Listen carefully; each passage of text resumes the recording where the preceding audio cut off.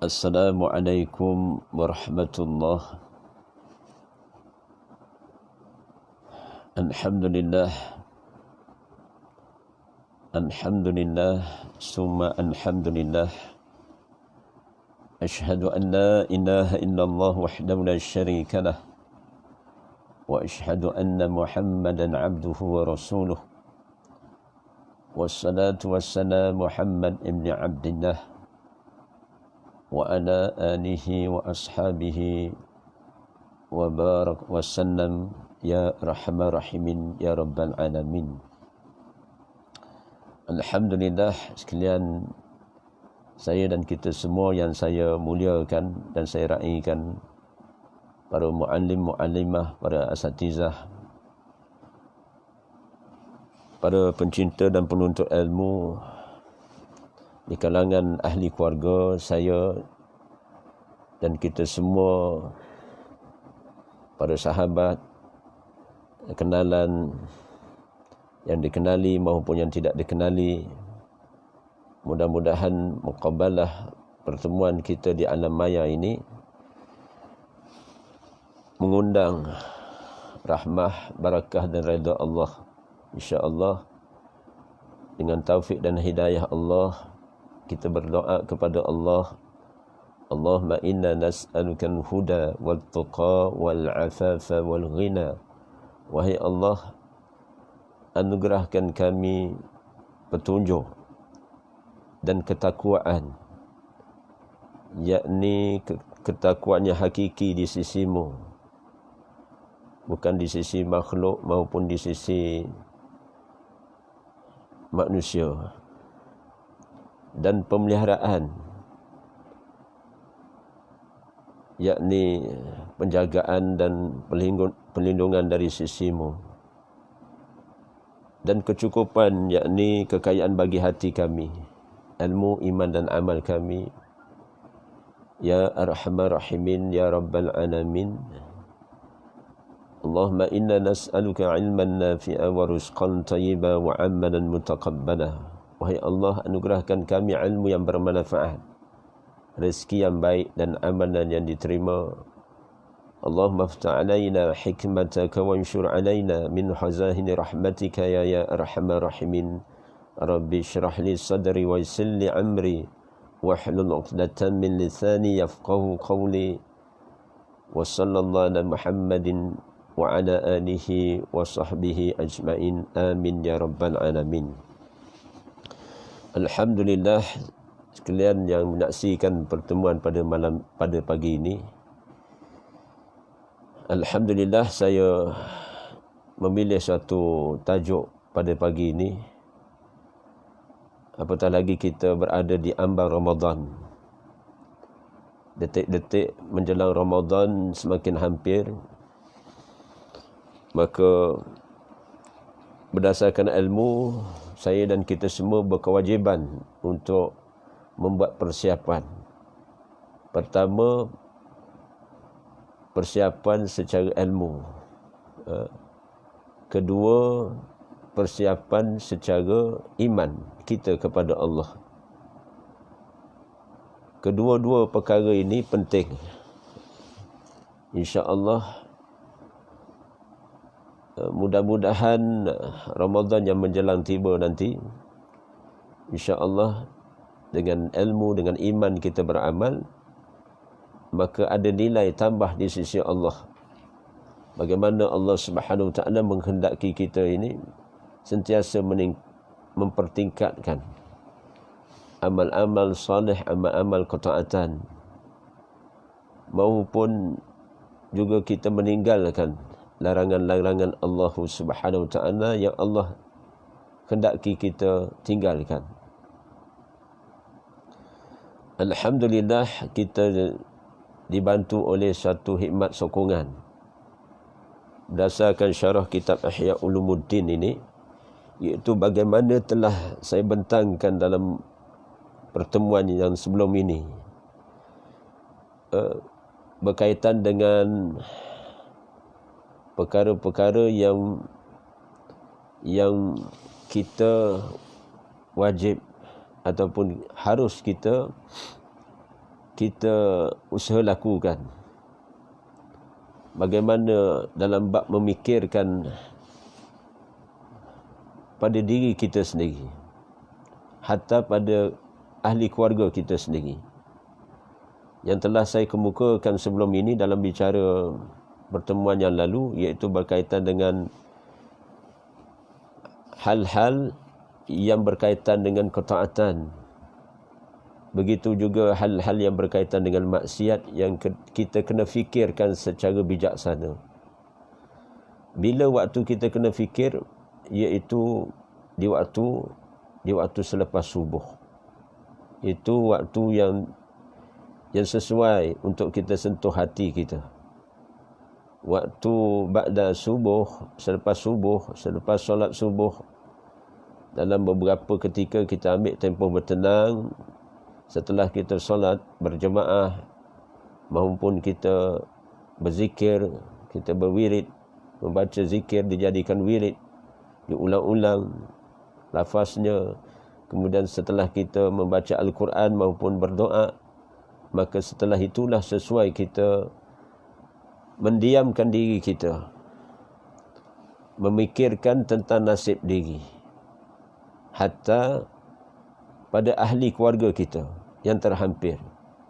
Sama ada pasangan suami memikirkan bagaimana keadaan isterinya, isteri memikirkan bagaimana keadaan suaminya, kedua-dua ibu dan ayah memikirkan keadaan anak-anak, hatta menantu maupun cucu.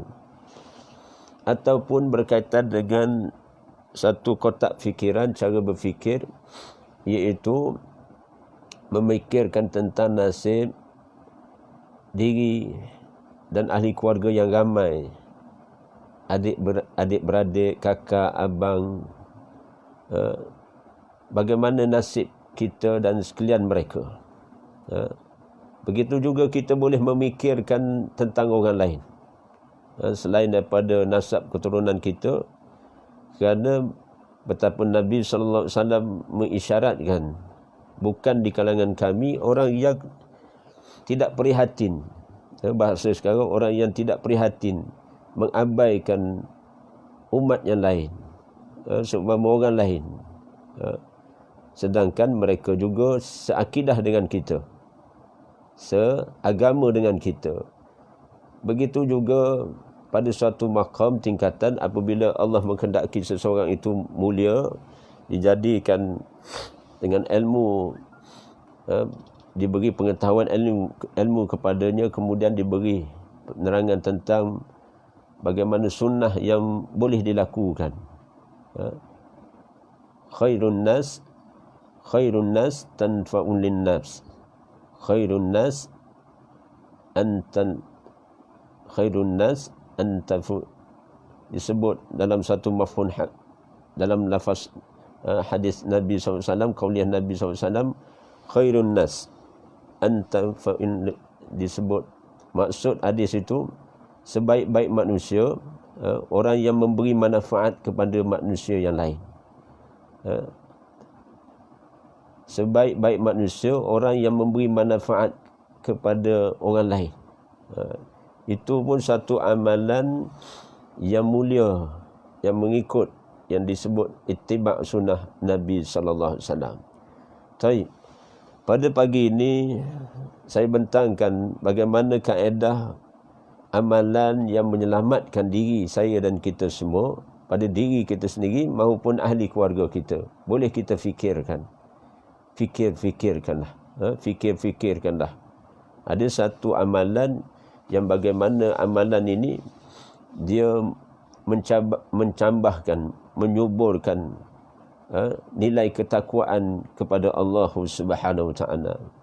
Sementara hidup di dunia ini, kita kena fikirkan beberapa perkara yang sebenarnya bila kita fikir, hasil daripada kita fikir itulah akan mencambahkan satu percambahan, nilai tambah secara ilmu, dan menyebabkan akan berlakulah gerak kerja.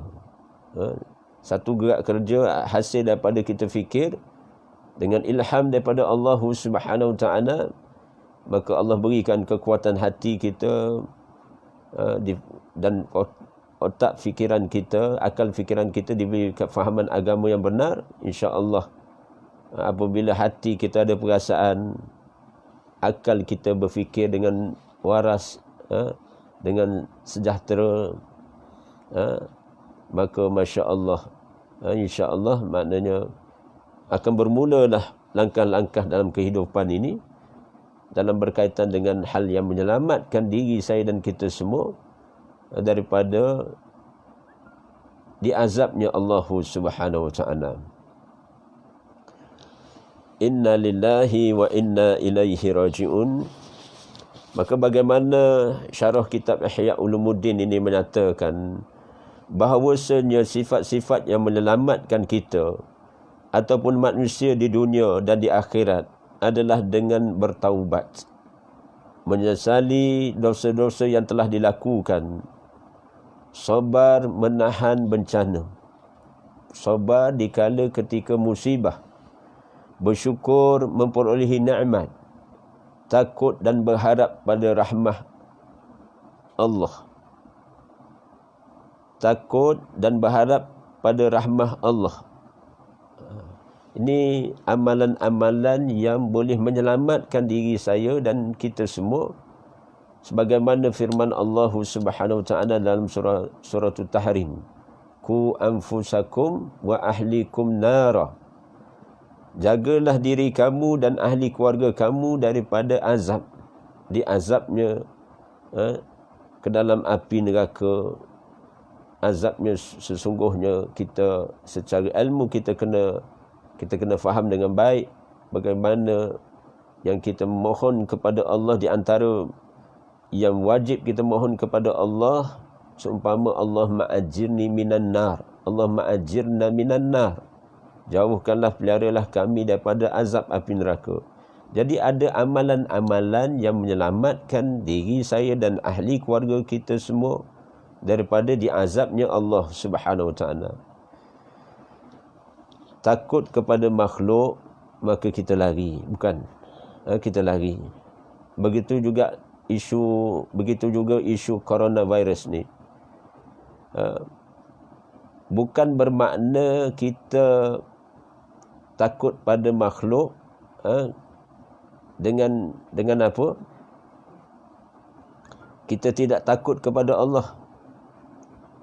Kita kena fahami dengan baik. Kerana isu coronavirus ini telah berlaku seumpama berlakunya penularan wabak taun ketika zaman sahabah Amru al-As radhiyallahu an. Bagaimana ketika itu dia menjadi dia sebagai governor, dia mengarahkan penduduk setempat pada waktu itu supaya beralih bergerak daripada suatu daerah kepada daerah yang lain. Kemudian diisyaratkan oleh kerana dia memegang amanah sebagai pemerintah pada waktu itu, maka dia mengisyaratkan keluar daripada daerah ini. Kalau kita kata bahasa sekarang ni, keluar daripada parlimen ini, kawasan parlimen ini, ataupun keluar daripada wilayah ini, keluar sampai kamu pergilah ke lembah-lembah ataupun bukit yang tidak ada orang lain yang mendiaminya. Kerana apa? Fitnah wabak corona, yakni satu wabak, iaitu wabak taun pada waktu itu, dia merebak begitu pantas. Dalam keadaan pada waktu itu terhad, maknanya terhad ini dari segi perubatan pada waktu itu begitu terhad. Wabak itu begitu pantas bergerak, menyebabkan kelihatan satu demi satu sahabat ataupun di kalangan waktu itu, di kalangan generasi masih lagi generasi salafus salih, di kalangan tabi'in, subhanallah, apa yang berlaku merebak begitu kuat sehingga kan dia yang memegang amanah sebagai gubernur ataupun pemerintah pada waktu itu mengisyaratkan pergi ke lembah-lembah di daerah bukit yang tidak didiami, tempat orang yang tidak diami, untuk menyelamatkan diri pada waktu itu. Subhanallah. Maksudnya bukan maksud lari daripada makhluk itu. Kita tidak takut kepada Allah. Kerana Rasulullah SAW sendiri mengisyaratkan apabila berlakunya wabak, sesuatu wabak, maka yang berada dalam satu negeri, satu wilayah tidak boleh keluar, yang daripada wilayah yang lain ataupun kawasan yang lain tidak boleh masuk ke tempat wabak itu merebak. Kerana untuk menyekat penularan ataupun merebaknya wabak pada waktu itu. Begitulah isu contemporary sekarang ini. Isu ini isu global. Bila isu global, kita kena faham dengan bijaksana di waktu, maknanya kita punya pengalaman. Sirah adalah suatu ilmu dan pengalaman. Sejarah yang lalu adalah satu cabang ilmu yang kita jadikan rujukan dan kita beramal. Itu cabang ilmu yang penting. Satu cabang ilmu Quran, kitabullah, kitab Allah. Dua sumber ilmu yang terbaik itu hadis-hadis Nabi SAW. Tiga cabang ilmu yang menjadi suatu teras untuk kita jadikan panduan kehidupan ini, iaitu sirah. Apa yang telah dilalui oleh baginda Nabi SAW bersama sahabat-sahabat.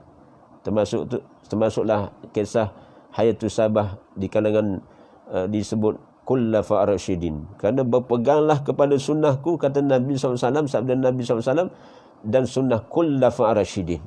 Maknanya generasi mereka-mereka yang setelah kewafatan Nabi SAW. Dan mereka-mereka yang telah maknanya mendapat didikan, tarbiyah, pengalaman daripada kesan daripada tarbiyah yang disebut, iaitu Khalifah yang pertama, Amirul Mukminin yang pertama, Abu Bakar As-Siddiq. Kemudian disambung kekhalifahan itu, disambung oleh Umar ibn Al-Khattab radhiyallahu anhu. Kemudian disambung oleh Sayyidina Ali radhiyallahu an. Kemudian disambung Utsman bin Affan radhiyallahu an. Jadi generasi-generasi selepas kemudian itu, mereka masih mengikut tertib. Tertib apabila berlaku isu-isu berkaitan dengan fitnah agama, ujian agama, mereka cuba sedaya upaya mengambil contoh orang-orang yang terdahulu. Jadi kita yang mutahirin ni, sungguh sunnah kita boleh ambil jalan ataupun tarikah orang-orang yang terdahulu. Maka tarikah, jalan yang dilalui oleh orang-orang terdahulu untuk menyelamatkan diri di dunia dan di akhirat, iaitu pertama bertaubat kepada Allah. Allah Rabbi, pada diri saya sendiri dan kita semua menginsafi. Jangan terlepas pandang selama 11 bulan di luar Ramadan, apa yang telah kita lakukan. Sebelum ini telah dibicarakan tentang hal-hal perkara ketaatan, dan bukan saja ketaatan telah kita faham secara ilmu apa yang telah kita lakukan selama 11 bulan di luar Ramadan, tapi maknanya ada di sana bagaimana kadang-kadang sambil kita beringat, tapi dalam keadaan yang hati-hati pun boleh tergelincir dalam hal-hal maksiat ataupun perkara-perkara yang nisbahnya dosa dan kesalahan. Jadi subhanallah, maka pada pagi ini saya membentangkan satu kaedah bagaimana untuk menyelamatkan amalan yang menyelamatkan diri kita. Menyelamatkan diri kita hatta kepada sesiapa yang boleh kita sharing. Agama ni bila turunnya perintah Allah, ya ayyuhal muddassir kum fa'anzir, wahai orang yang berselimut, kum fa'anzir, bangunlah, berilah peringatan. Bangun dan beri peringatan ini hasil daripada kesedaran, keinsafan pada diri saya dan kita semua. Orang yang diberi kefahaman agama ni, salah satu tanda kasih sayang Allah apabila Allah beri kefahaman agama kepada seseorang tu. Maka Masya Allah, maknanya sebenar tu tanda kasih sayang Allah padanya. Kemudian dipertanggungjawabkan untuk bangun, beri peringatan. Cuma peringatan demi peringatan ini perlu menepati sunnah, hikmah daripada Allah dan Rasulnya. Perlu ambil pengajaran daripada Allah dan Rasulnya. Wasilah dengan ayat-ayat Al-Quran maupun hadis-hadis Nabi SAW. Bagaimana kaedah ataupun dalam sirah termaktub bagaimana kaedah Rasulullah menyampaikan risalah agama ni. Subhanallah, the first step untuk amalan yang menyelamatkan diri kita daripada diazabnya ataupun terselamat kita daripada fitnah di dunia dan di akhirat ini, iaitu bertaubat. Elok sangat sebelum masuk Ramadan, sebelum masuk satu bulan yang syahrul Ramadan yang penuh barakah itu, kita bertaubat. Bertaubat adalah satu asas amalan yang insya-Allah seumpama kita melafazkan istighfar, astaghfirullah, astaghfirullah, astaghfirullah. Ingat balik, cukup tak dalam 24 hours ni, sehari semalaman ini kita beristighfar kepada Allah antara 70 kali ke 100 kali.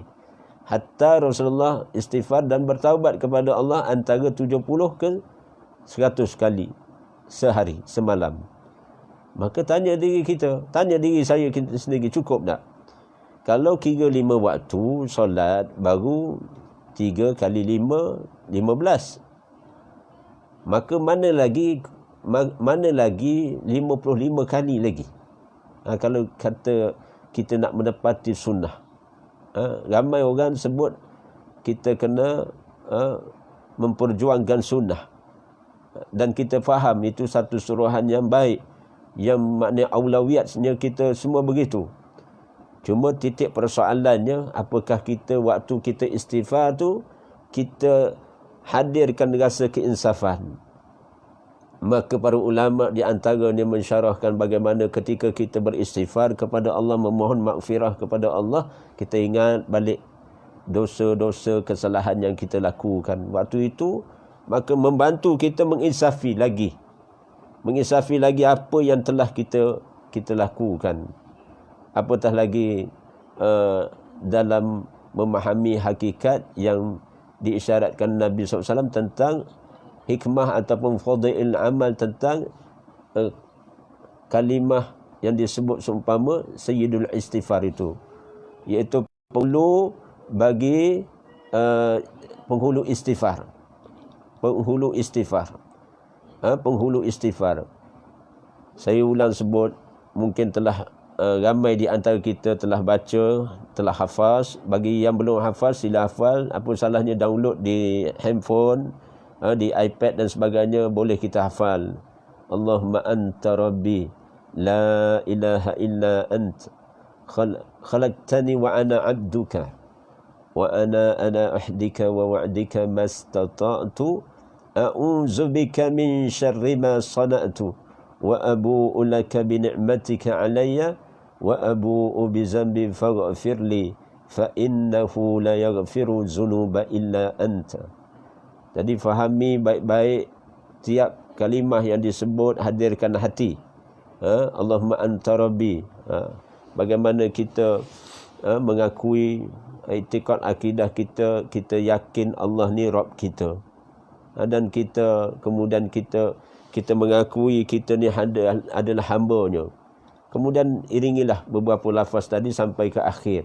Maknanya kita bertaubat kepada Allah. A'udzubika min syarri ma sana'tu.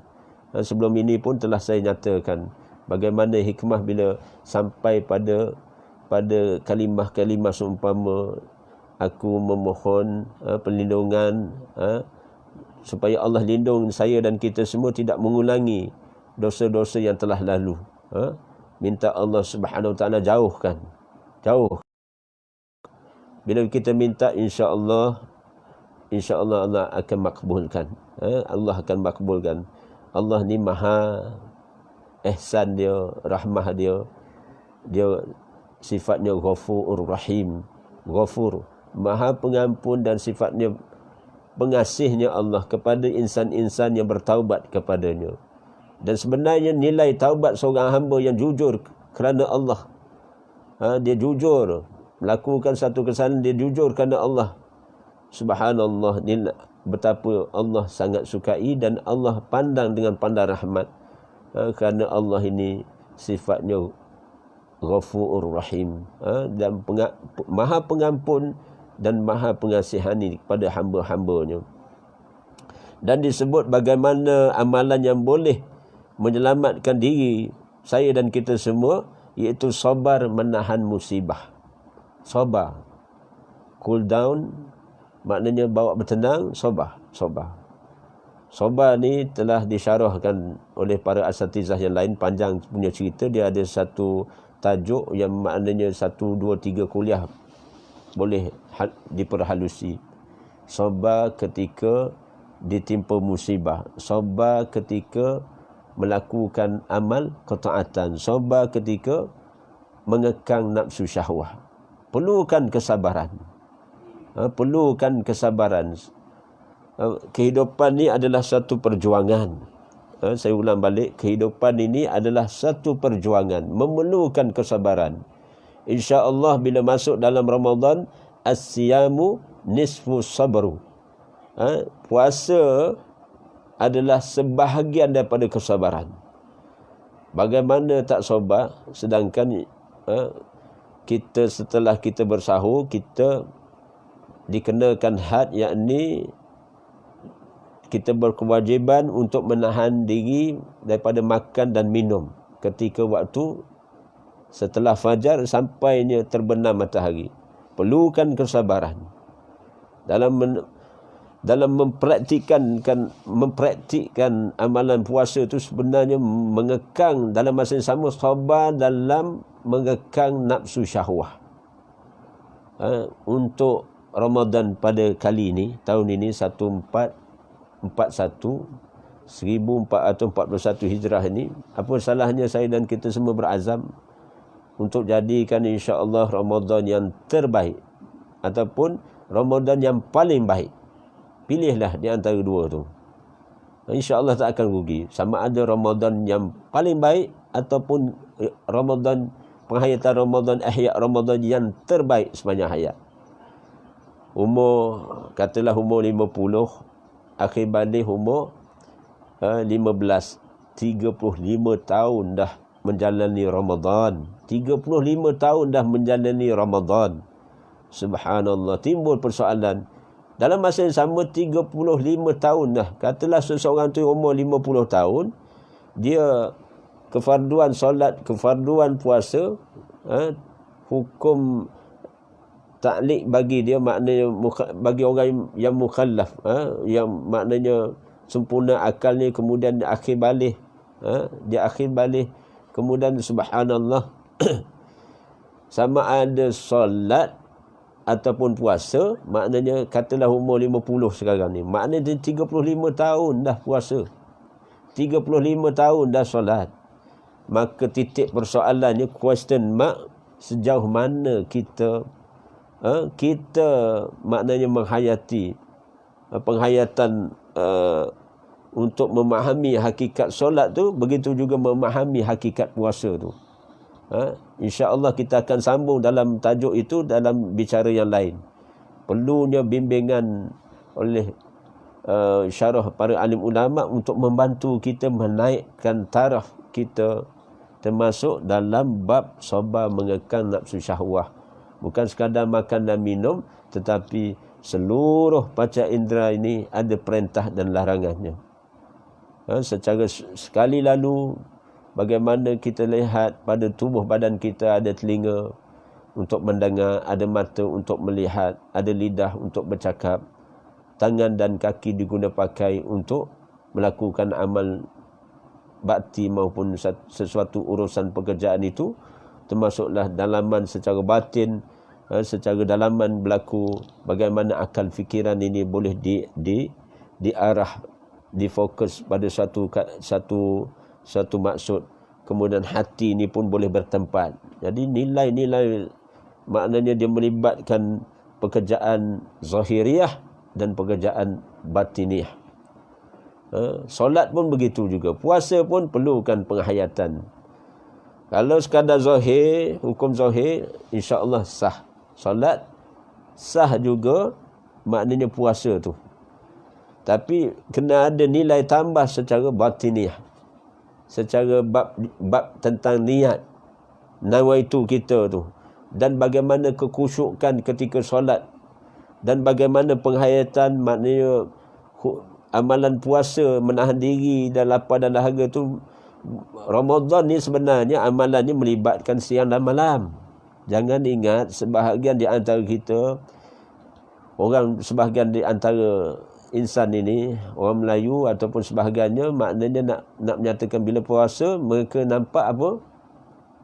Maknanya menahan diri daripada lapar dan dahaga itu saja, sebahagiannya. Namun alhamdulillah di kalangan kita apabila sudah mempelajari, sudah ada ilmu pengetahuan agama, kemudian tanyalah ustaz, kemudian tanyalah ustazah, kemudian ada jawapannya, timbal balik, entah tanya, ana jawab dan sebagainya, hasil daripada penerangan di channel televisyen. Inilah alhamdulillah saya ucapkan mabruk, ucapan tahniah kepada pihak yang berkaitan di Kementerian Penerangan sana.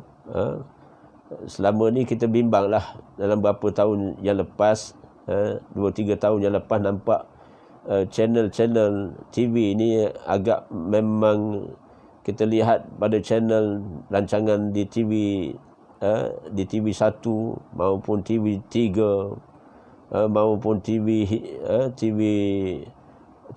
yang lain lah, channel-channel yang lain. Sebenarnya apabila kerajaan itu diberi amanah oleh rakyat, maka sebenarnya kerajaan yang memerintah itu, termasuk daripada Perdana Menterinya sehingga menteri-menteri yang dipertanggungjawabkannya itu, bertanggungjawab memastikan umat dididik dengan modal insan yang murni akhlaknya. Ini tanggungjawab terutamanya menteri yang memegang amanah penerangan. Alhamdulillah, setelah beberapa syur kita lihat bila orang agama, apatah lagi kita ada seorang tokoh menteri agama menjadi penasihat dalam sektor-sektor tertentu ataupun dalam satu-satu kementerian itu, alhamdulillah ada sedikit sebanyak perubahan mula ketara. Kita lihat bagaimana pembaca berita. Sepatutnya pembaca berita ni tak kira channel mana pun sebenarnya dia kena tertib. Sabarlah ketika hidup ni. Kita pun sesama Muslim. Saya bercakap ni sembang makna bab akidah, bab syariat, yakni bagi yang telah Muslim, maka terutama bagi wanita, maka apabila dia nak bercakap di depan khayalat ramai, maka wajib dia menutup aurat. Menutup aurat itu hukumnya samalah, maknanya hukum dia wajib bagi apabila wanita telah akhir balik. Kemudian apatah lagi maknanya dalam keadaan dia mempunyai alasan untuk keharusan dia menjadi seumpama penyampai berita, maka dalam memenuhi jaya dia sebagai penyampai berita, maka dia kena menepati dengan syariat Allah, dengan peraturan Allah.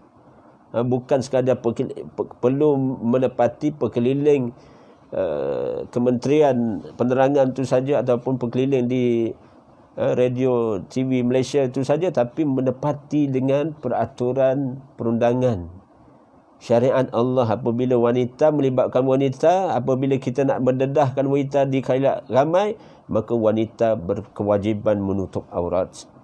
Jadi harap-harap semua channel TV yang bagi yang Muslim, mereka yang Muslim, nisa perempuan yang mukmin, yang beriman kepada Allah, wajib pastikan pembaca berita ni menutup aurat.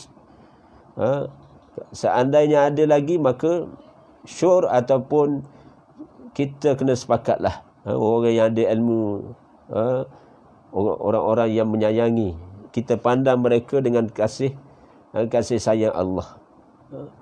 Bukan nak hina, tapi nak beri satu isyarat wajib menutup aurat. Kerana apa? Itu adab kita dengan syariat Allah, adab kita, akhlak kita dengan Allah.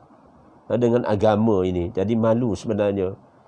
Kalau tanyalah, saya ada satu kes benar-benar berlaku waktu itu saya ke Brunei Darussalam.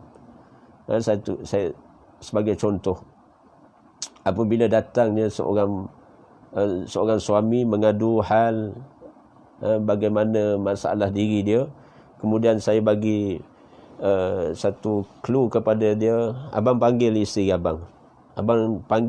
abang datang. Susah ustaz, isteri saya ni kalau saya cakap satu, saya cakap tiga, dia cakap 10. Tu susah ustaz. Payah ustaz, payah. Dengan saya pun payah, ini kan dengan orang lain. Saya kata tidak bang, insya-Allah dia datang. Abang pergi panggil dia, insya-Allah dia datang. Insya-Allah dia datang. Subhanallah, insya-Allah dia datang. Jadi nak sebut apa? Apabila isteri kepada seorang suami ni datang, saya sendiri menyaksikan dia datang dalam keadaan tidak menutup aurat. Orangnya masih muda. Saya terus kata padanya, begini kak, kakak bagi masa pada saya 10 minutes or 15 minutes more. Kakak ingat kata-kata saya ni sampai bila-bila. Ingatlah. InsyaAllah kakak sabarlah. Saya bercakap ni tak ada kepentingan apa. Jadi harapannya maknanya mudah-mudahan kita semua jadi orang-orang yang baik, insya-Allah. Dia dengar, dia duduk bersaksikan dengan suaminya. Belakang dia maknanya ada anak-anak dia. Saya kata, kakak, the first question, maknanya masya-Allah. The first question, maknanya saya kata, kakak nak tak anak-anak kakak jadi macam kakak? Kakak nak tak anak-anak kakak di belakang sana, dia bawa anak-anak dia. Ada anak-anak remaja, perempuan pun aurat tidak sempurna. Kemudian subhanallah, di waktu itulah saya ada poin yang menyatakan saya nak bagi isyarat supaya dia fikir. Kita nak bagi penerangan ni supaya orang boleh fikir. Tapi bukan dengan maksud terus perendahkan dia, tidak. Tapi biar orang boleh fikir. Bila orang boleh fikir, insya-Allah waktu ketika itu mungkin dia tak boleh terima, tapi insya-Allah next time dia akan berfikir betul ke tidak apa yang disampaikan ni. Jadi saya tanya dia, kakak nak tak anak-anak kakak jadi macam kakak? Dia pun macam tersentak, seolah dia dalam keadaan tidak tutup aurat. Dia sendiri mengaku, tak nak ustaz, saya tak nak anak-anak saya ikut macam saya. Satu titik poin yang mana dia sendiri ada jawapan. Dia sendiri ada jawapan sebenarnya. Bila saya kata, kakak nak tak anak-anak kakak macam kakak? Saya tak nak ustaz, saya nak anak-anak saya jadi baik. Baik kakak, saya tanya jujur, kakak solat tak? Ni antara saya dengan kakak. Suami dia dengar jugalah.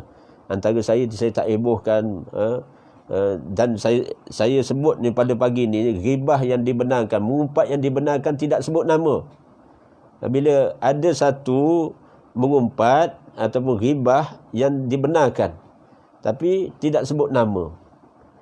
Tidak sebut nama dan tidak sebut maknanya khusus pada maknanya menerangkan, nak mengaibkan dia, tidak. Sebagai satu pengajaran. Ini dibenarkan berdasarkan syarah kitab Ihya Ulumuddin ini.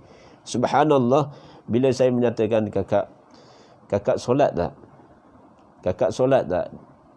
Dia terus jawab, tak ustaz. Cuma ada masa ada solat, kadang-kadang tinggal. Baik. Siapa yang suruh kita semua solat, kakak? Siapa yang suruh kita semua solat? Dia fikir sekejap, dia terus jawab, Tuhan Allah ustaz. Baik. Siapa yang suruh kita tak solat, tak sempurna solat? Ada orang ramai lagi, subhanallah, yang menyaksikan ini saya sangka baik, alhamdulillah. Tapi ramai lagi tidak sempurna solat. 5 waktu yang sepatutnya wajib dibuat, tiba-tiba ditinggalnya, dileburkan waktu subuh contoh. Waktu asar, waktu zuhur kadang-kadang ditinggalkan. Ada 2 kali solat, ada 3 yang tak solat waktunya. Ramai lagi. Ada yang tak solat langsung. tinggal. Subhanallah, ramai lagi peratusannya. Tapi bila saya kata begitu, dia pun jawab, saya tanya dia jawab. Jadi siapa yang suruh solat? Allah, Tuhan kita. Siapa yang menyebabkan saya ada di antara orang Islam tak solat? Tidak solat. Jadi termasuk juga tidak menutup aurat bagi wanita yang sempurna. Ustaz, tu mungkin kerana nafsu lah. Kerana nafsu. Baik, sekarang kakak nak ikut siapa? Kakak nak ikut siapa? Kakak nak, jawapan telah ada rasminya. Tentulah yang rasmi kita nak ikut petunjuk Allah. Hudan linnas wa bayyinatin minal huda wal furqan.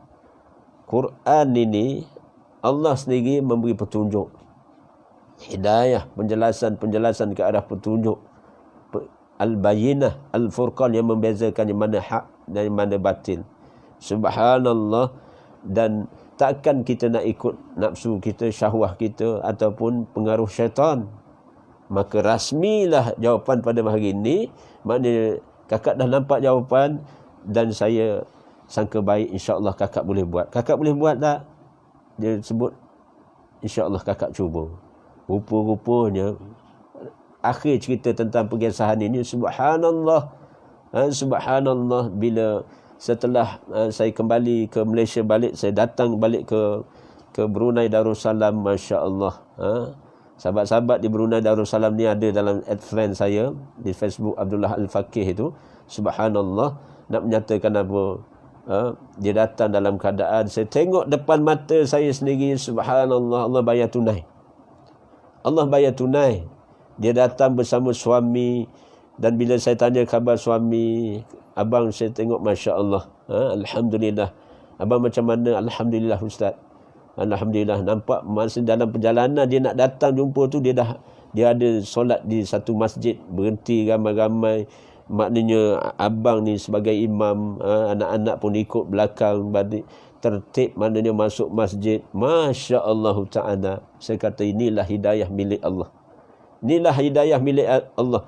Kita hanya tukang sampaikan saja apa yang telah dinyatakan dalam Al-Quran dan apa telah dinyatakan dalam hadis Nabi SAW. Dan buah bicara itu tak panjang sebenarnya. Tak panjang sebenarnya, tak sampai pun 30 minit, tak sampai. Tapi itulah bagaimana apabila Allah menghendaki, bagaimana Masya Allah keluarga tu berubah menjadi keluarga yang lebih sopan, menutup aurat, dan dia nampak bersemangat sampai dia terhibur hati dia. Dia bagi satu tanda masak, maknanya tanda hadiah kita daripada orang musafir daripada Malaysia datang ke Brunei. Dia masak, dia maknanya masak menu ikan tiga rasa lah, lebih kurang begitu. Kita bukan nak imbuhan pun, tak nak. Tapi yang penting bagi saya, menepati dengan satu amalan. Barang siapa menunjukkan suatu sunnah, maka diikuti sunnah itu oleh orang lain, maka tidak dikurangi pun pahala bagi si pengamal maupun si yang menyampaikan, memberi petunjuk kepada sunnah, amalan sunnah itu. Maka dia yang mengajar ataupun yang menunjuk jalan itu pun mendapat pahala. Yang mengamal pun tidak sedikit pun dikurangi pahalanya. Subhanallah. Maka ini kerja amal. Kerja amal yang Masya Allah nilainya besar. Sesiapa pun boleh melakukan demikian, tapi dengan syaratnya dengan pengetahuan ilmu, dengan kaedah adab dan akhlak. Insya-Allah bila akhlak kita sopan lah, bahasa diplomasi, bahasa Kopendari ini, kita sopan maknanya merangkumi sifat akhlak yang baik dan sebagainya. Kita praktikkan sendiri pada diri kita sendiri. Bagaimana nak memimpin ataupun nak membimbing seseorang, melainkan kita praktikkan, kita amali pada diri kita sendiri. Dan insya-Allah metod ataupun kaedah dakwah ini akan berkembang apabila kita sendiri melakukan kerja amal itu. Kita melakukan amalan-amalan seumpama amalan soleh, takwa dan ikhlas, insya-Allah dia mudah diterima dengan taufik dan hidayah Allah Subhanahu Wa Taala. Kan tadi kita minta pada permulaan doa tadi, doa yang maksur daripada kauliah Nabi SAW. Allahumma inni as'alukal huda wat tuqa wal afafa wal ghina. Nampak? Itu doa yang masyhur dan kita kadang-kadang biasa dengar, bukan? Kita biasa dengar imam baca. Jadi jangan harap imam je baca, makmum di belakang pun kena hafal. Jadi kalau payah benar, kadang-kadang setengah orang ni payah lidah dia. Yalah, lidah saya kan bukan, kita ni bukan orang Arab tulen, bukan Arab tulen. Mungkin Arab celup nenek moyang kita daripada Yaman ke, ataupun daripada mana Arab dia datang ke tanah Melayu. Seumpama saya sebut semalam, maknanya berlaku perkahwinan campur dengan orang Arab yang datang ke. Jadi datang-datang tu maknanya berkahwin dengan orang tanah Melayu. Maka adalah rupa, nak tengok rupa, nak kata Yaman juga, nak kata Pakistan pun Pakistan juga. Setengah orang ni kadang-kadang Bangla juga, ya tak? Subhanallah. Inna lillahi wa inna ilaihi raji'un. Sebenarnya rupa paras ni bukanlah satu isu. Yang jadi isunya wajah hati kita ni. Akhlak kita ni, bila kan kita baca doa Allahumma ahsanta khalqi fa ahsin khuluqi. Sebagaimana engkau rupa paraskan, elok rupa parasku, perelokkan akhlakku. Ini sifatnya dalaman. Malang sungguh, cantik, kemas, handsome pada tubuh badan, muka dan sebagainya. Tapi kalau akhlak tidak cantik, adab dan sopan ni kurang, subhanallah, sesuatu yang sebenarnya menganiaya diri dia sendiri. Dan beruntunglah siapa yang ada rupa paras yang cantik, yang smart, yang handsome, yang bagi wanita yang anggun, yang lawa, yang cantik. Dalam masa sama dia mengenang ni suatu kurniaan rupa paras Allah Al-Musawwir, merupa paraskan dia. Kemudian dia rendahkan hati, sebagaimana ya Allah engkau rupa paraskan aku, perelokkanlah sebagaimana engkau perelokkan kejadanku, perelokkanlah akhlakku. Ini sifat batiniah. Amalan yang berkaitan dengan hati, amalan berkaitan dengan cara kita berfikir, sehingga hati bila baik, insya-Allah dia akan terpancar, terjemah pada anggota-anggota tubuh yang lain, insya-Allah. Itulah di antara kefahaman yang ulama syarahkan. Subhanallah, apa tadi? Rupanya amalan yang menyelamatkan diri saya dan kita semua sabar. Setelah bertaubat kepada Allah, menyesali dosa-dosa, maka amalan yang kedua sabar. Kemudian iaitu bersyukur. La in syakartum la azidannakum wa la in kafartum inna azabi lasyadid. Maknanya bila kita bersyukur kehadrat Allah Subhanahu wa taala, niscaya Allah akan tambah nikmat. Subhanallah. Insan yang terbaik dulu, kini dan selamanya adalah baginda Nabi Muhammad sallallahu alaihi wasallam. Bagindalah, masya-Allah, insan yang terpilih pilihan Allah. Maknanya akhlaknya bukan sekadar maknanya akhlak yang terulung, tapi dalam masa yang sama Rasulullah sallallahu alaihi wasallam mempunyai ataupun memiliki sifat sebagai hamba kepada Allah dan sentiasa bersyukur. Itu Rasulullah didik, Rasul bimbing seorang anak muda, wahai Muaz, ya Muaz, wahai Muaz, aku menyintaimu kerana Allah. Apabila kamu selesai solat, apabila kamu setiap kali selesai solat, ucaplah olehmu, Allahumma a'inni ala zikrika wa syukrika wa husni ibadatik. Wahai Allah, tolonglah aku mengingatimu dan mensyukuri akan nikmatmu dan perbaguskanlah ibadahku. Doa ini walaupun ringkas, bagi sesiapa memahami hakikat doa ini, ketika dia berdoa dengan doa ini, Masya Allah, natijahnya iaitu apa? Allah Subhanahu wa ta'ala akan bantu kita ingat kepadanya. Wa syukrika, dan kita menjadi hamba Allah yang bersyukur. Sentiasa bersyukur, berterima kasih kepada Allah Subhanahu wa ta'ala. Kemudian wa husni ibadatik, minta Allah perbaguskanlah ibadah kita ni. Masya Allah. apatah lagi di ambar Ramadan ini, kita wajib bersyukur. Mudah-mudahan apabila sampai saja tanggal malam Ramadan, malam pertama Ramadan, jangan lupa satu amal yang sunnah dilakukan. Saya anggap sunnah tu kerana apa? Kita baca pada diri kita. Kerana kita, Rasulullah SAW amat merindui kedatangan Ramadan Al-Mubarak. Setelah Ramadan pergi pada tahun yang sebelum itu, tahun yang Rasulullah sempat menjalani Ramadan, maka Rasulullah SAW subhanallah sungguh merindui Ramadan. Apabila Ramadan berlalu, Rasulullah akan jadi sebab Rasulullah SAW jadi dalam keadaan dia rasa betapa bersyukurnya kepada Allah mengizinkan dia berada dalam Ramadan. Tertib itu dilakukan oleh ahli keluarganya, para isteri Nabi SAW, dan yang disebut para sahabat pun begitu tertib. Apabila diambang 3 ke 6 bulan diambang Ramadan, maka mereka mengharapkan mereka sampai pada Ramadan yang pada tahun berikutnya. Maka kita hampir kepada Ramadan. Bila Ramadan tu menjelang tiba, maka kita sujud syukur.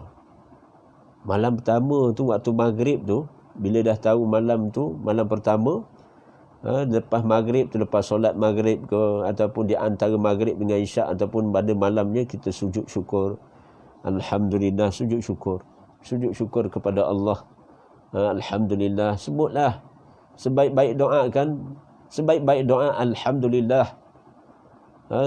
Berdasarkan satu hadis, keterangan hadis, betapa apabila kalimah Alhamdulillah ni ditimbang di neraca keadilan Allah, betapa beratnya kalimah Alhamdulillah, segala pujian bagimu ya Allah, segala-gala pujian milikmu ya Allah, kembalikan kepadamu, aku kembalikan kepadamu ya Allah. Waktu kita mengungkapkan, sama ada dalam keadaan kita lafaz ataupun kita sambil itu kita sujud, kita sebut Alhamdulillah, maknanya subhanallah lebih berat daripada timbangan langit dan bumi. Kerana ucapan Alhamdulillah yang Allah redha, dia kekal dalam kitab amalan, dan dia akan termaktub di dalam kitab amalan. Dia akan dibangkitkan ketika akan terselah kan, maknanya amalan sebutan syukur kepada Allah ini, berterima kasih kepada Allah, maknanya memuji Allah Subhanahu Wa Taala ini, dia akan kekal sampailah kita menemui Allah di mahkamah Allah, di mahkamah agung Allah, di mana waktu itu Allah lah sebagai hakim. Waktu itu dengan ucapan Alhamdulillah, sebenarnya sesiapa yang kerap mengungkapkan Alhamdulillah, insya-Allah Allah akan tambah nikmatnya. Allah akan tambah nikmat. Allah akan tambah nikmat. Makan Alhamdulillah, biasanya makan. Sebenarnya minum pun sebutlah Alhamdulillah. Saya syorkan kita kena didik diri kita sendiri dan pasangan kita, hatta ahli keluarga kita, maknanya anak-anak, termasuk siapa saja, termasuk cucu, bawa bertenang ketika makan dan minum. Walaupun rezeki itu dah halal, tapi kena ada tertib dia. Ketika makan tu kena kunyah, kerana Rasulullah tertib sopan ketika makan, mengunyah makanan itu. Termasuklah ketika minum, jangan lupa baca bismillah. Bismillah je. Mungkin bismillahirrahmanirrahim rasa panjang ke tak? Rasa panjang setengah orang ni, saya tengok memang bila nak baca bismillah tu dia rasa panjang. Memang pun panjang. Dia rasa pasal nak boleh perhabiskan Ar-Rahman Ar-Rahim. Jadi tidak salah kita sebut betapa ittiba' qaulih Nabi SAW ketika minum, Rasulullah sebut bismillah. Makan bismillah, minum pun bismillah. Kemudian ketika minum tu, minumlah dengan ittiba' sunnah, dengan 3 tegukan. Katalah segelas ni memang 3 tegukan tak habis, jadi kita minum 3 tegukan dulu, tarik handbrake dulu.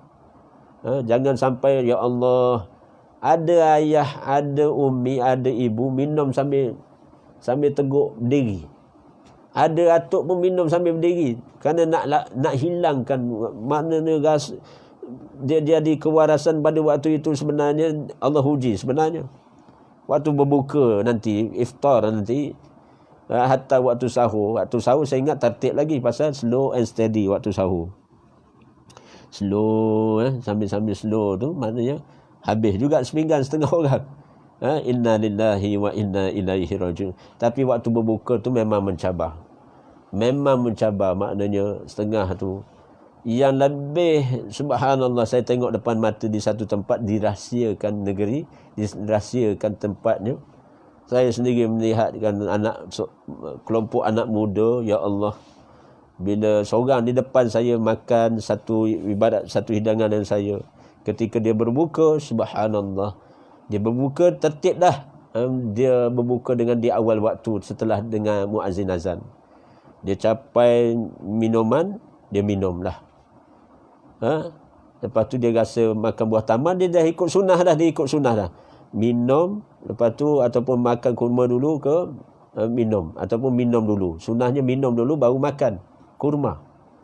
Tu doa, telah hilang rasa dahagaku dan telah hilang rasa laparku. InsyaAllah pahalanya telah tetap. Pahala amalan puasa kita telah tetap. Itu di antara doa Rasulullah SAW berdoa. Nak sebut apa tadi? Bila saya menyaksikan pada waktu itu, subhanallah, kisah benar. Setelah dia makan buah tamar, dia minum dan sebagainya, tiba-tiba dia ambil dalam poket dia, buka. Dia buka dalam poket dia, buka. Rupanya dia ambil sepotong lah. Faham sendirilah, bagi muslimin nak sepotong rokok ni, dia hisap. Tak jauh daripada saya, dia beredar sikit, tapi dia hisap dekat-dekat lah. Inna lillahi wa inna ilaihi raji'un. Tadi itibak sunnah dah, ikut sunnah dah.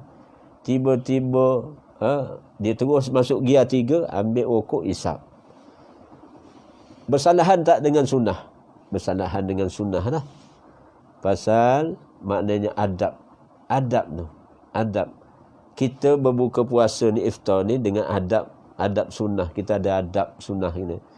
Dan bila asap rokok tu mengenai orang lain, bukankah telah kita faham secara ilmu, bila asap itu terdedah kepada orang lain, lebih berbahaya daripada si penghisap rokok tu.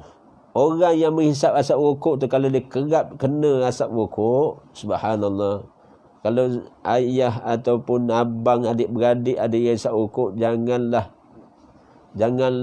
maknanya sehingga kan ketampakan pada anak cucu, sehingga maknanya terkena pada anak cucu ataupun sahabat kita. Ini suatu yang something wrong. Saya kena sebut dengan jelas kerana apa? Fatwa tentang rokok ni dia rasmi. Nak takwil pun kalian boleh takwil, tapi dia rasmi. Dia sudah rasmi. Bila banyaknya mudarat daripada manfaat.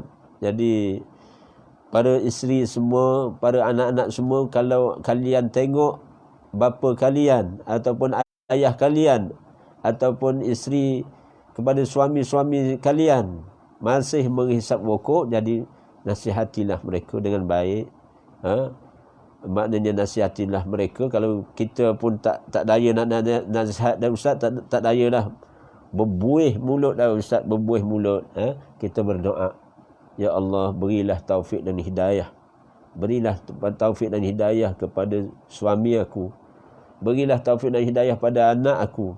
Pada anak aku, Masya Allah, pada anak aku. Dengan mohon kepada Allah yang memiliki hati ni siapa? Allah. Yang memiliki hati manusia ni sifatnya Allah. Sifatnya Allah.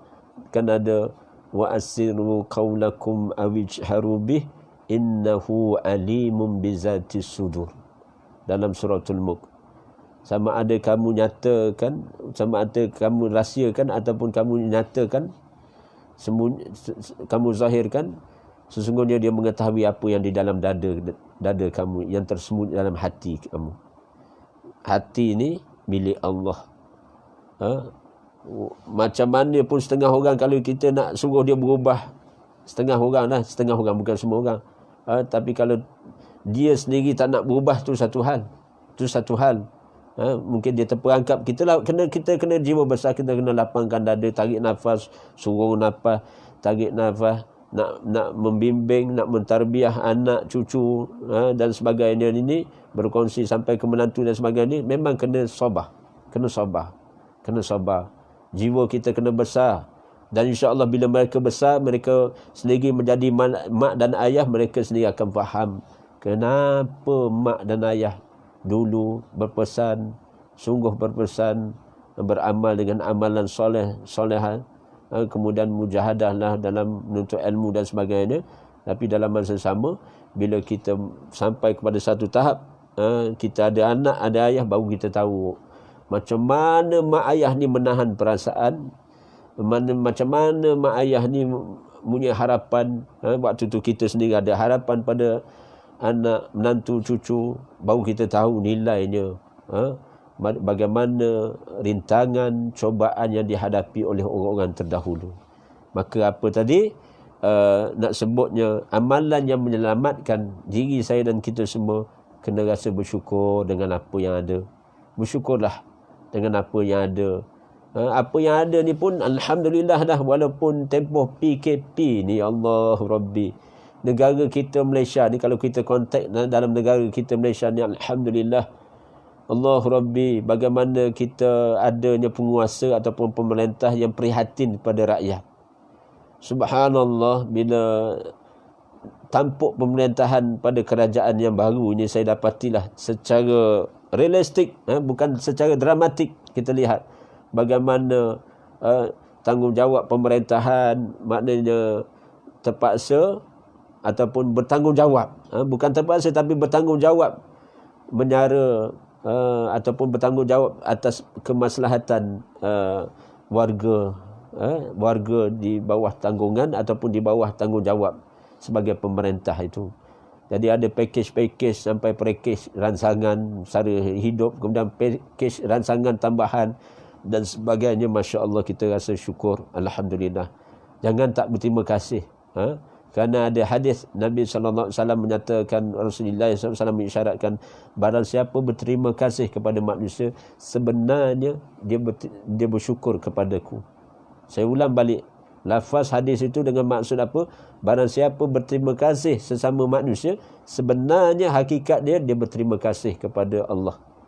Dia memujiku, dia berterima kasih kepadaku. Jadi kita bila dah kita dah terima bantuan sara hidup, kita pun makan masih ada, makan ada, minum pun ada lagi, kediaman pun ada ramai rumah yang ada aircon, masih kita menikmati, Masya Allah. Kita terkenang sahabat-sahabat kenal pada saat akidah dengan kita di kamp-kamp pelarian di Syria, di persempadanan Burma, di Myanmar dan sebagainya. Masya Allah, di mana di wilayah-wilayah tertentu, subhanallah, di zon perang dan sebagainya. Sekarang di Palestin dan sebagainya.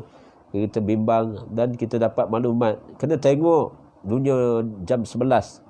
Ada masa kita tengok berita dunia jam 11, kita ikut perkembangan semasa. Dan sebenarnya mengikut perkembangan semasa ni adalah satu tuntutan yang kita kena faham tentang realiti keadaan semasa ni. Saya ulang sebut, maknanya amalan yang ketiga menyelamatkan diri, kita kena bersyukur. Bersyukur dengan apa yang ada. Bersyukurlah. Maknanya Allah telah berikan kepada kita nikmat yang banyak sebenarnya. Nikmat yang banyak, tubuh badan yang sempurna. Walaupun ada di kalangan kita OKU, tapi OKU juga diraikan. OKU juga, namun kalau sekiranya OKU tidak diraikan ataupun orang miskin masih tertinggal, kita bagi maklumat. Apa salahnya? Tentang isu Ustaz Abid Liu dan sebagainya itu, saya lihat kalau kita positif, kita pandang positif. Kita pandang positif. Pasal niat hati ni tak ada siapa boleh nilai. Tak ada siapa boleh nilai. Kita boleh bahaskan, tapi niat di hati ni Allah yang tahu. Niat di hati seseorang ni hakikatnya Allah yang tahu. Hatta walaupun orang tu sebut jujur sekalipun, saya ni ikhlas bagi, Allah yang tahu. Kalau dia benar-benar ikhlas, Allah yang nilai. Dia tak akan rugi. Kalau dia benar-benar jujur, Allah yang hisab.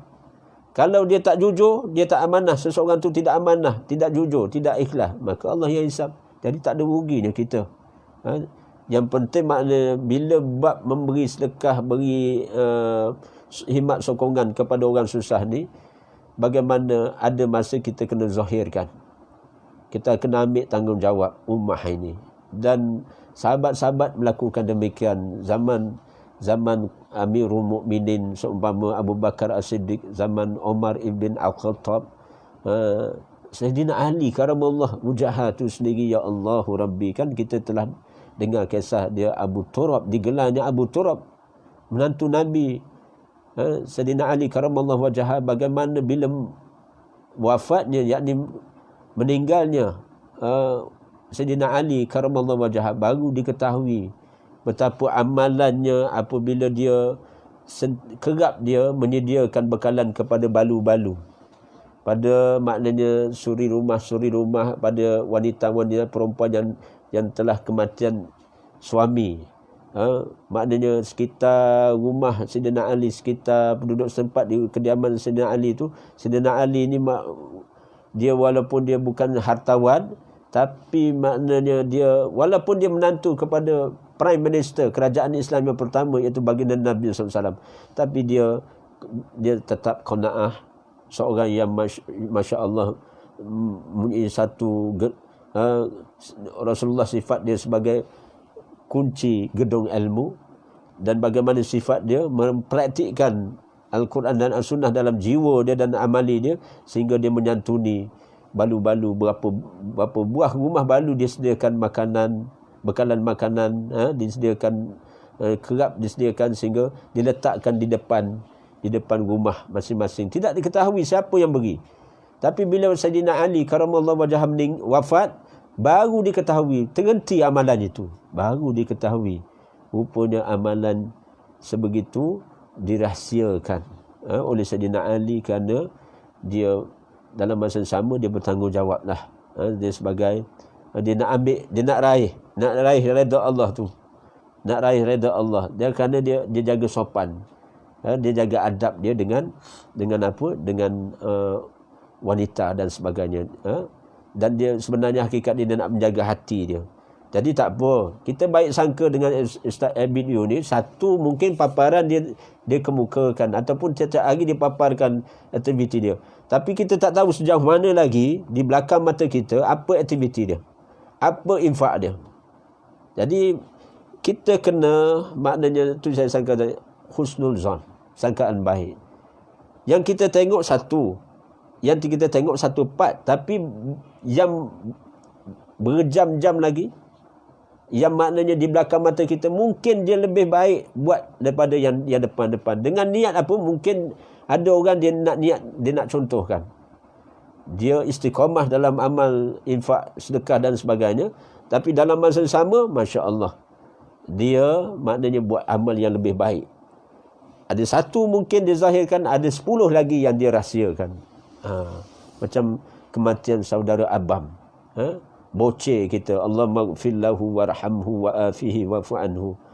Saudara boceh, walaupun lawak-lawak, tapi Allah campakkan kemurahan hati pada saudara boceh ni, Masya Allah, maknanya dia menyantuni mahat tafiz yang ada di berhampiran dengan rumah dia.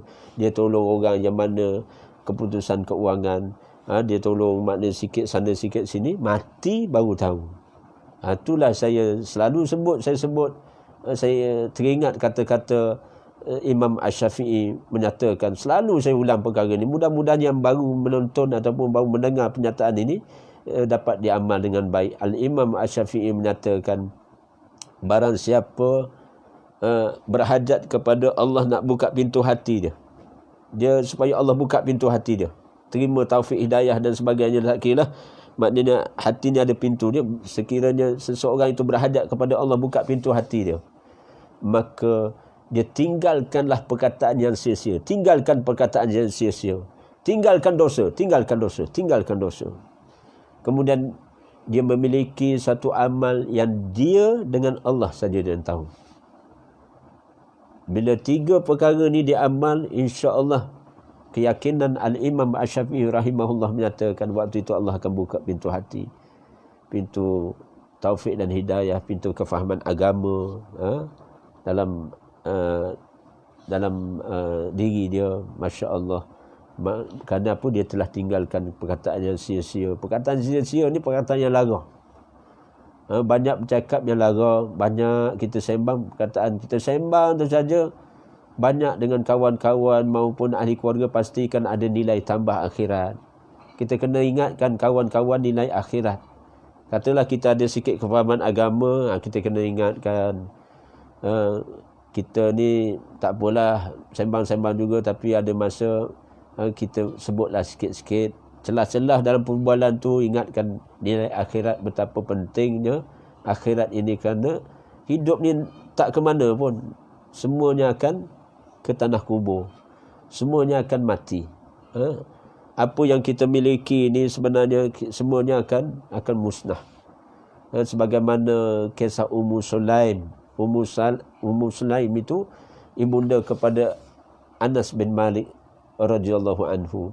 Ketika dia mencagarkan Anas bin Malik, Anas bin Malik waktu itu umur 10 tahun, kepada Rasulullah, ya Rasulullah, setelah aku memikirkan dunia ini, setelah aku memikirkan dunia yang sementara ini, dunia ni akan lenyap, dunia ni akan musnah, maka aku maknanya aku berkeputusan, aku menyerahkan anakku ini. Waktu itu anak Ummu Sulaim ni, yakni Anas bin Malik, pada waktu itu baru 10 tahun. Dicagarkan anaknya sebagai khadam ataupun pembantu dalam urusan keduniaan Nabi SAW. Kenapa? Pemikiran tentang akhirat itu lebih menjadi keutamaan. Dunia yang sementara ini kita bukan suruh tinggal. Disyarahkan oleh alim ulama, apa yang kita miliki sekarang ni bukan suruh tinggal. Kita guna pakai sebaiknya rumah yang kita ada, kenderaan yang kita ada, hatta maknanya apa yang kita miliki, termasuklah aset yang kita ada dalam current account, saving account dan sebagainya lah. Gunalah sebaiknya. Ada orang Masya Allah, dia ada apa benda dia rasa lebih kat tangan dia, waktu ceramah, waktu halaqah ilmu dia adakan, tiba-tiba ada suara meminta menyumbang sumbangan, tanpa rasa was-was, dia bismillah, dia yakin dengan janji Allah, apa yang di tangan ini semuanya perkara ini, selagi mana itu yang kita milik tu, maknanya kita pakai tu, apa yang kita pakai tu sekadar apa yang kita ada dah. Yang kita ada tu kita pakai, tak apa. Sebagai satu keharusan, benda yang mubah. Tapi bila kita alirkan saja, ada wanita yang Allah pilih di antara wanita yang beriman, Masya Allah, bila mereka mendengar penerangan demi penerangan agama, mereka bismillah, mereka masukkan rantai cincin mereka di kantongan dana kebajikan. Subhanallah. Ada orang yang infak tanah fi sabilillah, wakafkan tanah. Ada orang infakkan kenderaan, Masya Allah. Ada orang infakkan itu, infakkan ini, wakaf dan sebagainya. Sebenarnya amalan seumpama itu juga menyelamatkan dirinya daripada diazab oleh Allah Subhanahu Wa Taala. Jadi saya oleh kerana masa yang begitu terhad ini, saya menghadkan masa, namun demikian tidak bermaksud saya maknanya insya-Allah kita akan sambung pada bicara yang akan datang, tapi secara khulasahnya secara kesimpulannya, subhanallah, bila mana di ambang Ramadan ini kita boleh fikir dengan baik, termasuk juga bab yang menyatakan pagi ini, iaitu hal-hal ataupun amalan-amalan yang menyelamatkan diri kita, hatta ahli keluarga kita daripada diazab Allah, yang saya sebut pada permulaan tadi, iaitu bertaubat kepada Allah, kemudian apa? Bersabar dan kemudian bersyukur. Dan banyak lagi susunan dihuraikan dalam isi kitab Ihya Ulumuddin ini. Namun pagi ini, inilah qadarnya, kemampuan yang ada ini, maka beramallah. 3 ni Allah Rabbi, kalau dapat amal 3 input ataupun maksud pada pagi ini, Dan sebelum ni 1 ke 2 hari lepas saya telah bentangkan hal-hal perkara antara ketaatan dan kemaksiatan. Kena kita kena fikir juga. Kerana kitab Ihya Ulumuddin ni bila dia membentangkan suatu perkara itu, saya dapati maknanya kehalusan dia memahamkan kepada kita agama ini perlu dihayati. Kita kena hidupkan nilai agama ni dengan dalil dan kotak fikiran dan perasaan kita guna pakai. Di waktu itulah bila mana kita menjiwai agama dengan sebaik-baiknya, faqihu fiddin. Doalah di antara doa yang baik pada diri kita dan ahli keluarga kita, Allahumma faqihna fiddin. Allahumma faqihna fiddin. Wahai Allah, kurniakanlah kefahaman agama bagi kami. Maknanya Allahumma faqihna fiddin. Kurniakanlah ya Allah kefahaman agama bagi kami. Maknanya kefahaman agama itu sebenarnya satu anugerah yang menyelamatkan seseorang itu daripada fitnah, dugaan, ujian dan sebagainya. Kerana apa? Kefahaman agama yang kita miliki itu adalah satu kurniaan Allah. Allah tak akan beri kepada sesiapa, melainkan Allah beri kepada orang-orang yang sebenarnya hakikatnya Allah memilih orang itu. Kerana sifat Allah ni Al-Hadi. Allah memberi petunjuk, Maha pemberi petunjuk, iaitu sifatnya Allah Al-Hadi, memberi petunjuk. Dia memberi huda, petunjuk kepada sesiapa yang dia kendaki. Jadi cukuplah sekadar ini. Mudah-mudahan, terima kasih atas perhatian sahabat-sahabat kenalan yang ucap begitu begini dalam komentar itu. Jadi insya-Allah kita akan ketemu lagi. Insya-Allah saya akan bersiaran setiap hari dan ada permintaan untuk tempoh 30 hari Ramadan itu. Kita cubalah setakat mana yang Allah izin, untuk sebagai satu pakej ransangan jugalah, ransangan muafakat akhirat. Ada muafakat peringkat nasional, ada muafakat peringkat international, ada muafakat yakni muafakat akhirat. InsyaAllah bila kita muafakat bersama, letakkan Al-Quran, As-Sunnah ini, agama ini, nasihat-nasihat agama ini kita utamakan, insya-Allah kita akan dipandu arah oleh Allah Subhanahu Wa Taala dengan lebih selamat, lebih damai, lebih bahagia dan lebih nikmat dalam baki-baki hayat kehidupan saya dan kita semua. Wabillahi taufiq wal hidayah. Wassalamualaikum warahmatullahi wallahu a'lam. Subhanakallahumma rabbana wa bihamdika asyhadu an la ilaha illa ant astaghfiruka wa atubu ilaih. Subhanallah, ucapkanlah alhamdulillah wa la ilaha illallah wallahu akbar wa la hawla wa la quwata illa billah. Allahumma ighfirli, wahai Allah ampunilah aku. Allahumma arhamni, wahai Allah rahmatilah aku.